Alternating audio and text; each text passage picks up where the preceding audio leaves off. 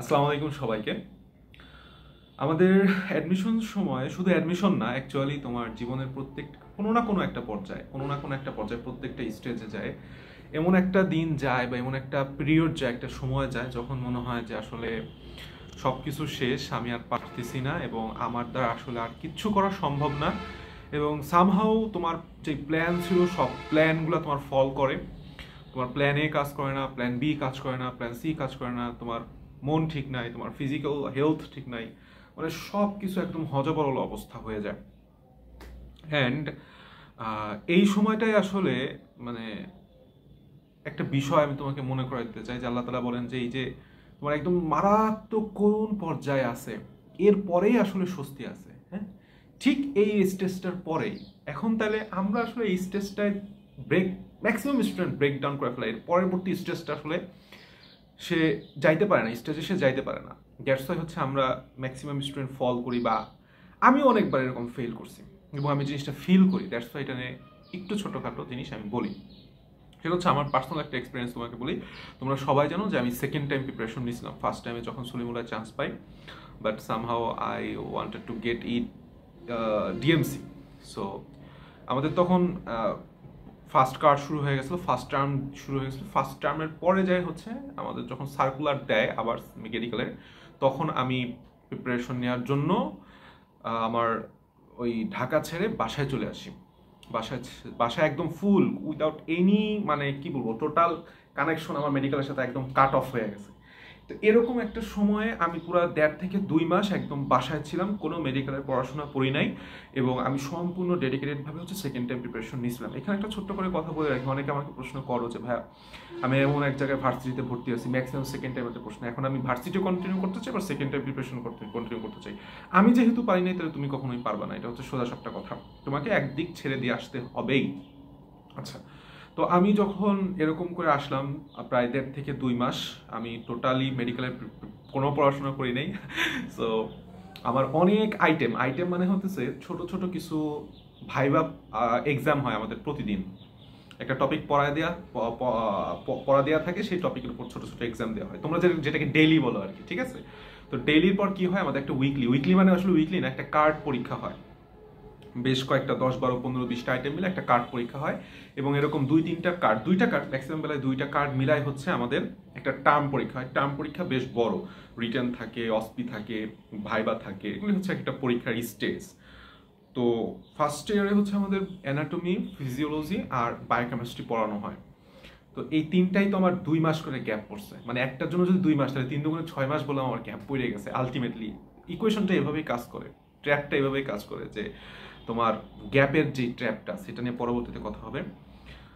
তো আমি যখন ভর্তি পরীক্ষা দিলাম আবার মেডিকেল দেওয়ার পরে আসলে আমি বুঝতে পারছি যে না, এইটা আসলে 7 মার্ক এটা 90+ আমার আসবে না, সর্বোচ্চ 84, 85 আসতে পারে, সেটাতে হয়তো মেডিকেলে আসবে না। তারপর আমি আশা করেছিলাম যে দেখি কি হয়। এখন রেজাল্ট যেদিন দিল সেদিন আমার মার্ক আসলে হচ্ছে 83.5, অ্যান্ড সো ডিএমসি আমার হলো না। সো আমি পরে ব্যাক করলাম, অ্যান্ড ব্যাক করে তখন আমার মাথায় বললাম আকাশ ভাঙা যে আমি এখন কি করব। তো আমি যে জিনিসটা করলাম সেটা হচ্ছে ফার্স্ট অফ অল স্টার্ট করলাম, ডিপার্টমেন্টগুলাই গেলাম, যাই ম্যাডামরা আমাকে পুরো ঝাড়ি, হেই তুমি এই করছো এতক্ষণ, এখন কিভাবে এইসব গ্যাপ ফিল আপ করবে? আমি বলি ম্যাডাম আমি প্রতিদিন আসি, করতে পারবো, কোনো সমস্যা নাই। তো এইভাবে তখন রোজার মাস চলতেছিল, এইভাবে করতে করতে রোজার 1 মাসের মধ্যে আমার 80% গ্যাপ ফিল হয়ে গেছে। মানে আমি দেখা গেছে আইটেম শেষ করে ফেলছি, আমি কার্ড শেষ করে ফেলছি। ফিজিওলজি বায়োকেমিস্ট্রি খুব সহজেই, বাট অ্যানাটমিতে প্যারা খাইতে হয়েছে, কারণ অ্যানাটমি আসলে আমাকে ম্যাডামরা পড়াইছে, আবার নিজে পড়ছি, আবার আইটেম দিচ্ছি। অ্যানাটমি একটা বড় সাবজেক্ট। তো তো যাই হোক, এরপরে রোজার 1 মাসের পরেই আমি আমার ফার্স্ট কার্ড শেষ করে সেকেন্ড কার্ডের পড়া শুরু করছি। সাথে সাথে আবার রেগুলার ব্যাচের যেই তখন থার্ড টার্ম চলে, আমাদের তো 3টা টার্ম হয় ফার্স্ট টার্মে, সেকেন্ড টার্মটা আমি হচ্ছে দিছিলাম না, আমার মেডিকেলে ওই অ্যাডমিশনের জন্য গ্যাপ পড়ে গেছিলো। তো এরপরের 1 মাস আমি বোথ রেগুলার পড়াশোনার পাশাপাশি আবার নিজের আগের যে গ্যাপ সেটাও আমি ফিল আপ করে সুন্দরভাবে সেকেন্ড টার্ম আমি দিতে পারছিলাম, ঠিক আছে? যদি অ্যানাটমি সেকেন্ড টার্ম আমার 2বার দেওয়া লাগছিল, বায়োকেমিস্ট্রি এবং ফিজিওলজি খুব সহজেই পাস হয়ে গেছিল। তো তারপরে আমি জিনিসটা বুঝলাম, আচ্ছা বোঝার আমার যেই মানে আমার যেই ধারণাটা বা বোঝার ক্ষমতাটা কখন আসলো, এরকমভাবে ফার্স্ট ইয়ার সেকেন্ড ইয়ার গেল, আমার ফার্স্ট প্রফ শেষ হওয়ার পরে সেকেন্ড প্রফে যখন থার্ড প্রফে উঠলাম তখন আমাদের ফরেন্সিক বলে একটা সাবজেক্ট আছে, ফরেন্সিক মেডিসিন। মানে ফরেন্সিক মেডিসিন আসলে কি বলবো, যেমন পড়তে অসহ্য লাগে, আমার কাছে খুবই অসহ্য লাগে, ঠিক একইভাবে আমাদের ফরেন্সিক ডিপার্টমেন্টটাও একদম ছিল জঘন্য। না ক্লাসে আমি ক্লাস করে আমার কোনো মানে মনে হইতেছে যে আমরা কিন্ডারগার্টেনের বাচ্চা এভাবে ক্লাস করা হয়, সো এই জিনিসটা আমার ভালো লাগে নাই। 2 নাম্বার হইতেছে ডিপার্টমেন্টের স্যার ম্যাডামরা অতটা হেল্পফুল ছিল না। যাই হোক, সব কিছু মিলায় আমি আমার এমন মানে একটা বিতৃষ্ণা কাজ করছে যে ফরেন্সিক মেডিসিনের উপর। আমি 1 মাস ফরেন্সিক মেডিসিনের কোনো ক্লাস করি নাই, no lecture class, no tutorial class, no item. এখন 1 মাস পরে আমি যাই দেখলাম যে হায় হায়, 1 মাসে তো অনেক ক্লাস হয়ে গেছে, আমার অ্যাটেন্ডেন্স তো কমে গেছে, আবার 1 মাসে অনেক আইটেম আমার জমে গেছে, এখন কি করা যায়? তখন এসে আমি জিনিসটা রিয়েলাইজ করলাম যে life will always give you second chance.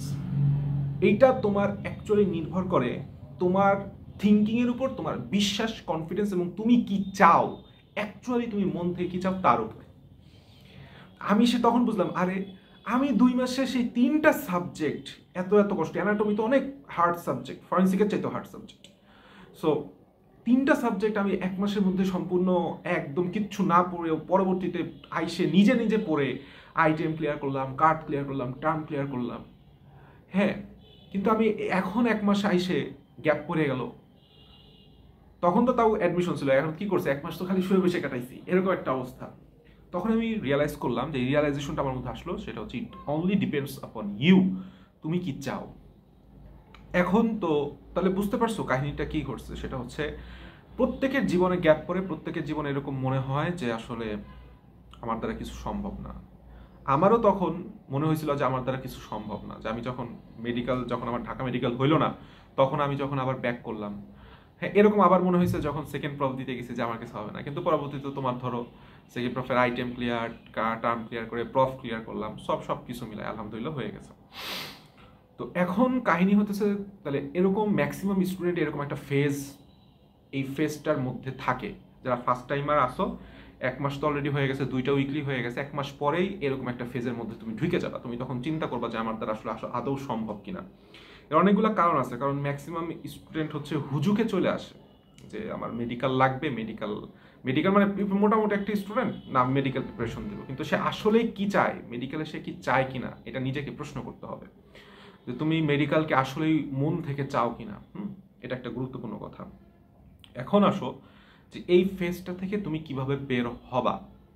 আমি যখন এই যে ফরেন্সিক মেডিসিন এরকম একটা অবস্থা হলো, তখন আমি পরবর্তীতে প্ল্যান করলাম, ফরেন্সিক মেডিসিনে কত বোধহয় 10-12টা একটা টার্মে 10-12টা 16টা-15টা আইটেম ছিল, আমি এই সপ্তাহে ক্লিয়ার করে ফেলবো, কিন্তু আমি পারি নাই, 1 সপ্তাহে ক্লিয়ার করতে আমি পারি নাই।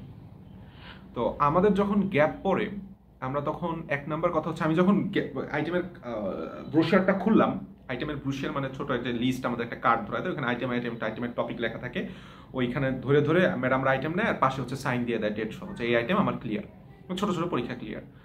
তো আমি যখন দেখলাম অনেক আইটেম জমা হয়ে গেছে, এই যে প্রথম ধাক্কাটা, যে পড়া অনেক জমা হয়ে গেছে, এখন পড়লে পারবো কিনা, এটা হচ্ছে ফার্স্ট ধোকা, ফার্স্ট ট্র্যাপ। তোমাকে অবশ্যই আগে স্টার্ট করতে হবে, উইদাউট এনি প্ল্যানিং, উইদাউট কিচ্ছু না, তুমি স্টার্ট করো।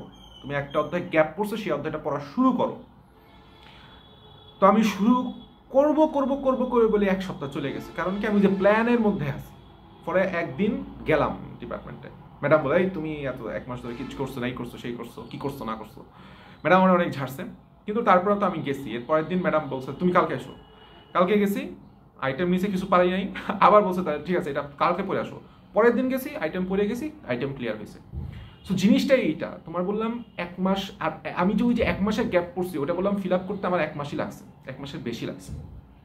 তো তোমার এতদিন ধরে ধরো সেকেন্ড টাইমার যারা দেখতেছো অনেক গ্যাপ পড়ছে, হয়তো অনেকেরই, বা ফার্স্ট টাইমার যারা কেবল শুরু করছো অলরেডি, হয়তো বা তোমার ফার্স্ট উইকলি খারাপ হয়েছে, সেকেন্ড উইকলি খারাপ হয়েছে, তুমি বুঝতে পারতেছো যে একটু করে গ্যাপ পড়তেছে। তার মানে তোমার এখনই চান্স, এখনই স্টার্ট করা, এখনই তোমার দরকার হচ্ছে, তোমার অ্যাকচুয়াল কাজ হচ্ছে এখনই স্টার্ট করা, উইদাউট এনি প্ল্যানিং। তোমার স্টার্ট করো, পড়া স্টার্ট করো, আবার পড়া স্টার্ট করো, যেখানে যেখানে গ্যাপ পড়ছে আবার পড়ো। তো একদিন হবে না, কালকে হবে, কালকে না হবে পরশু হবেই, পড়া ওইটা পারবাই ইনশাআল্লাহ, এই বিশ্বাসটা রাখো। 1 নম্বর হচ্ছে শুরু করা। 2 নম্বর সেটা হচ্ছে, তো আইটেম যখন ক্লিয়ার করলাম, এরপরে তোমার টার্ম হবে। টার্ম তো বড় প্রিপারেশন, আমি টার্মের আগে দেখে গেছি, সব ভুলে গেছি ভাই। কারণ আইটেম মোটামুটি যা ক্লিয়ার করি না কেন, টার্মের পড়া বিশাল, টার্ম একটা আলাদা জিনিস। তো টার্মের সময় আমি দেখলাম যে আমি পড়ছি, আইটেম ক্লিয়ার আছে, কিন্তু কিছু মনেই নাই। আমি টার্মের জন্য কিভাবে পড়বো সেই স্ট্র্যাটেজি আমার নাই। 3 নম্বর হচ্ছে আমি যে আসলে কি রিভিশন দিব সেটাও আমি জানি না। তখন খেলাম আর একটা ধরা, মানে ফরেন্সিক মেডিসিন আমাকে মানে পদে পদে ভুগাইছে ভাই, এটা সত্যি কথা। And I will never forgive this department. আচ্ছা যাই হোক, তো আমি তখন বসলাম একদিন, ঠান্ডা মাথায় বসলাম যে কি করা যায়। এখন এত পড়া, টার্মের ডেট দিয়ে দিছে, এক সপ্তাহ সময় নেই, 3-4 দিন আছে বোধ হয়। এত পড়া এইভাবে কমপ্লিট করা সম্ভব না, লাইন বাই লাইন পড়া সম্ভব না। And 1 number. 2 নাম্বার হচ্ছে ভাইবা আছে। ভাইবার সময় ভাই তুমি এত পড়া মাথায় নিয়ে ঢুকতে পারবে না, ব্ল্যাঙ্ক আউট হয়ে যাবে। তখন আমি আসলে এই জায়গাটায় আমি সবসময় বলি যে কেন গাইডলাইনটা প্রয়োজন, কেন গাইডলাইনটা প্রয়োজন। তখন আমি আসলে গাইডলাইনের ফিল করছি যে আসলে আমি কিভাবে সারভাইভ করতে পারি। সো আমি কল দিলাম আমার খুব ক্লোজ বড় ভাই, বড় ভাই বললে খারাপ দেখা যায়, আপন ভাইয়ের মতো আর কি। তো ইউসা ভাইয়ের ফোন দিলাম, ফোন দিয়ে আমি ইউসা ভাই তখন থাকে বোধ হয় মেবি আজিমপুর থাকে। রাত্রে গেলাম হচ্ছে আজিমপুর যায় ভাইয়ের সাথে হইতেছে, এই বললাম যে এরকম এরকম অবস্থা, কি করা যায়। তখন আসলে ভাই আমাকে ওয়েটা বুঝাই দিল যে দেখ, রিটেনের জন্য এভাবে পড়বি, এই জিনিসগুলো পড়বি, ভাইবার জন্য এভাবে পড়বি, আগের ভাইবার কোশ্চেনগুলো কালেক্ট করে ওই জিনিসটা অ্যানালাইসিস কর। অ্যান্ড মোস্ট ইম্পর্টেন্ট, তোর এখন পাস করতে হবে, তোর এখন 100তে 100 পাইতে হবে না, পাস 60-এ, তার মানে তুই 70% পারলেও পাস। তাহলে তুই 100% যদি পড়া দেখায়, যদি তুই ডিমোটিভেটেড হওয়ার চাইতে তুই 70% পড়ে গেলেই তো তুই পাস হয়ে যাচ্ছিস, তো সেটা পর মানে এভাবে অনেক কথা বলে তখন আমি আসলে বুঝলাম যে how guideline works. That's why আমি চেষ্টা করি যে সবসময় তোমাদেরকে গাইডলাইনটা দেওয়ার। আর পেইড ব্যাচে তো আমরা আরও গাইডলাইন দিয়ে থাকি। যাই হোক, কাহিনী হইতেছে উইকলি গাইডলাইন দিয়ে থাকি, যেরকম আজকেও বোধহয় মিটিং আছে একটা। যাই হোক, তো আমি তখন বুঝলাম যে আসলে এভাবে গাইডলাইনটা ফলো করা বেটার। তো আমি যেই প্ল্যানটা করছিলাম, প্ল্যানের সাথে ভাইয়া যেই কথাটা বলছে, তখন কলিশন হয়েছে কিছু, আমার থিঙ্কিং এর সাথে ভাইয়ার থিঙ্কিং এর সাথে কিছু জিনিস যায় না। তখন আমি ভাবলাম যে আমি আমার মতো করে আগাবো নাকি ভাইয়া যেটা বলছে সেটা করে আগাবো। এবং আমি খুব ভাইবে চিনতে না বলতে গেলে আমি চোখ বন্ধ করে ভাইয়ার কথা মানে নিছিলাম, কারণ ভাইয়া এটা ফেস করে আসছে, এবং ভাইয়া জানে। তো আমি বললাম ফেস করি না, আমি সামনে ভাইবা ফেস করব। তো আমি ভাইয়া যেভাবে বলছে সেভাবে পড়লাম, সেভাবে পড়ে আলহামদুলিল্লাহ আমার টার্ম ক্লিয়ার হয়ে গেল, রিটেনও ক্লিয়ার হয়ে গেল, ভাইবাও ক্লিয়ার হয়ে গেল। সো আর কোনো বাধা থাকলো না।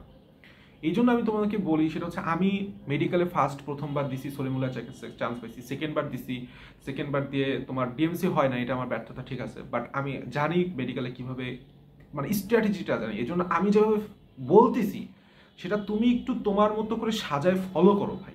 এই কথাগুলো জাস্ট বলার জন্য না, যেই গাইডলাইনই দিই বা যেই ক্লাসগুলাই দিই না কেন, আমি তোমাকে চাই সেটা হচ্ছে তুমি একটু ফলো করো, কারণ আমি সেই ওয়েটায় গেছি। আমি চাই যে তোমরা যেন ভালো করো ভাই, তাই না? তোমার চান্স পাইলে তো আমার কোনো ক্ষতি নাই, আর তোমার চান্স না পাইলে তো আসলে আমার জন্য একটা ব্যর্থতা, তাই না? আমার স্টুডেন্ট চান্স পাইলে এটা আমার জন্য ব্যর্থতা, কিন্তু তুমি চান্স পাইলে এটার জন্য আমার সফলতা। তো আমি চাই প্রত্যেকে চান্স পাও। তো তখন আমার ক্লিয়ার হয়ে গেল। তো আমি বললাম 1 সপ্তাহ আগেও আমি ভাবতেছিলাম যে আমার সেকেন্ড টার্ম বোধহয় আমি আবার ফেল করবো, আমার সম্ভব না, কারণ মেডিকেলের পড়াশোনা হিউজ আর খুব মোনোটোনাস, মানে ইচ্ছা করে না। আর ফরেন্সিক মেডিসিন জঘন্য লাগতো আমার কাছে, ওই তোমার ফরেন্সিক মেডিসিন তোমার হচ্ছে লাশ কাটার যেই মেডিসিন বলে সেটা নিয়ে এত ভাল লাগে না। আর এরপরে যখন আমার ক্লিয়ার হয়ে গেল, তখন আমি বুঝলাম সেটা হচ্ছে লাইফ তোমাকে প্রত্যেকবার সেকেন্ড চান্স দিবে, প্রত্যেকবার। সো ডিপ্রেশনের কিছু নাই। You need to start again and again. You need someone who give you value, যে তোমাকে গাইডলাইন দেয়, অ্যাকচুয়াল গাইডলাইন দেয়। সবসময় মনে রাখবা, সবার কথা শুনতে যাবা না। Even foolish grow up. আমি কি বলছি? ইভেন ফুলিশ গ্রো আপ, বুঝো নাই? মানে একটা গাধাও বললাম বয়সে বড়, গাধাও তো আস্তে আস্তে তার বয়স বাড়ে, তাই না?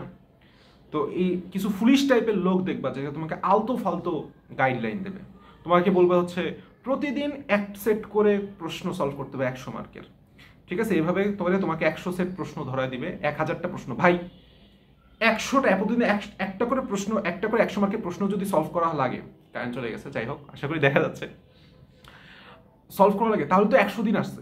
100 দিন মানে কি? 3 পরীক্ষা 9 মাস, 3 মাস, 90 দিন, আরো বেশি। একটা স্টুডেন্ট প্রথম যদি কোনো প্রিপারেশন ছাড়া প্রথম দিন থেকে 100 মার্কের পরীক্ষা শুরু করে, ও তো 40ও পাবে না। তো নাম্বার যখন কমতে থাকবে তো ডিসঅ্যাপয়েন্টমেন্টে পড়বে। হ্যাঁ, আবার বলবে অনেক ভাইয়া বলবে সেটা হচ্ছে তোমাকে পরীক্ষা দিতে হবে, বারবার পরীক্ষা দিতে হবে, না পড়ে হলেও পরীক্ষা দিতে হবে। না, কখনোই না, আমি কখনোই এটা বলি না যে তোমাকে না পড়ে পরীক্ষা দিতে হবে। You have to be properly তোমাকে একটা প্রিপেয়ার্ড হইতে হবে যে তুমি পরীক্ষায় বসতেছো। আমি কখনোই প্রিপারেশন ছাড়া পরীক্ষায় বসি নাই, কারণ আমার জানি যে প্রিপারেশন ছাড়া বসলে আমার নাম্বার কম আসবে, নাম্বার কম আসলে আমি ভাই ঠিক থাকতে পারি না, আমার ডিসঅ্যাপয়েন্টমেন্টে পড়ে যাই, আমার পরে ওই দিন পড়ালেখা যাচ্ছে তাই হয়ে যায়, মানে ওই দিনটাই নষ্ট হয়ে যায়। সো 24 ঘন্টা খুব বড় জিনিস অ্যাডমিশন টাইমে। সো সবার কথা শুনতে যাবা না, যেটা তোমার কাছে মনে হয়েছে না, ইউ অ্যাকচুয়ালি ওয়ান্টেড সামথিং, যে আমি এরকম কিছু চাচ্ছিলাম, এই সমস্যাটা আমার কাছে গেছে এবং আমার কাছে মনে হয়েছে না এটা আমার সাথে যায়, এবং বাস্তবধর্মী। অবাস্তব মোটিভেশন দিয়ে তো লাভ নাই। প্রতিদিন 14 ঘন্টা 15-16 ঘন্টা করে পড়ো, প্রতিদিন না, সপ্তাহে একদিন তোমার 14-15 ঘন্টা পড়তে হবে, সেটা হচ্ছে রিভিশন দেওয়ার দিন। উইকলির আগের দিন আমি মনে গেছে 24 ঘন্টাও পড়ছি, এটা ট্রু, কিন্তু কাউকে আমি যদি বলি প্রতিদিন তোমাকে 24 ঘন্টা করে পড়তে হবে, একটা ফার্স্ট টাইমের স্টুডেন্ট ও কি পারবে? পারবে না। সো যেটা কথা বলতেছিলাম, life will always give you second chance. হতাশ হওয়ার কোনো কারণ নাই, তোমাকে ফার্স্ট অফ অল স্টার্ট করতে হবে। 2 নাম্বার, স্টার্ট করার পর তুমি একসময় একটু আটকা যাবা, তখন তোমাকে একজন গাইডলাইন দেয়, এরকম একজন লাগবে, তার কাছ থেকে তোমার গাইডলাইন গ্রহণ করতে হবে। 3 নাম্বার, সেই গাইডলাইনটা বললাম ফলো করতে হবে, অ্যাপ্লাই করতে হবে। আমি ইভেন ভাইবার আগের দিন ঈশা ভাইকে বলতেছিলাম, ভাই আমি ভাই যাবো না, আমি সব ভুলে গেছি। ভাই আমার বললো যে আমি যা বলছি তুই কি তা কমপ্লিট করছিস? আমি বলছি করছি।